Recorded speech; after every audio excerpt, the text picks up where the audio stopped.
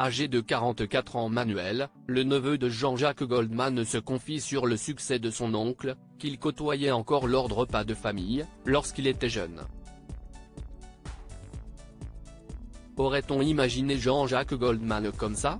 Nos confrères de Libération consacrent leur portrait de jeudi 26 octobre 2023, à Manuel Goldman, le neveu du célèbre interprète d'Il suffira d'un signe, Envole-moi ou encore Quand la musique est bonne. Il est effectivement le fils de Pierre Goldman, le demi-frère du chanteur. On a récemment réentendu parler du militant d'extrême gauche à l'occasion de la sortie du film Le procès Goldman. Un long métrage qui retrace l'histoire de celui qui a été acquitté dans l'affaire du double meurtre de la pharmacie du boulevard Richard Lenoir, en 1976, avant d'être assassiné par un groupuscule d'extrême droite, en septembre 1979, quelques jours seulement avant la naissance de Manuel.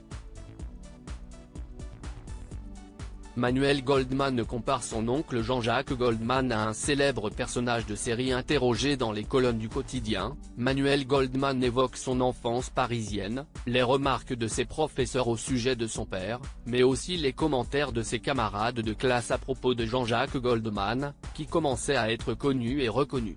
L'homme de 44 ans évoque un oncle cool, marrant, d'une grande modestie, se souvenant des repas de famille partagés à l'occasion des fêtes de fin d'année. Manuel Goldman se lance alors dans une drôle de comparaison pour qualifier le frère de son père. Jean-Jacques, c'est Tony Soprano, le mec qui est parvenu au sommet, s'amuse-t-il, faisant référence au célèbre mafieux incarné par le comédien James Gandolfini, dans la série Les Sopranos.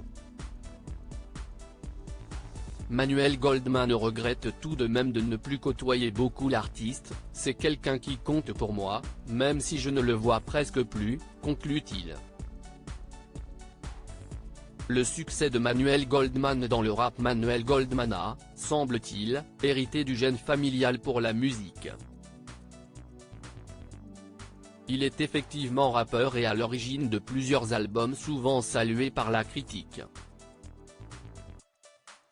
S'il s'est d'abord fait connaître sous le pseudonyme Métèque, il signe désormais Risky et a récemment sorti un disque, intitulé Paris vaut bien une messe.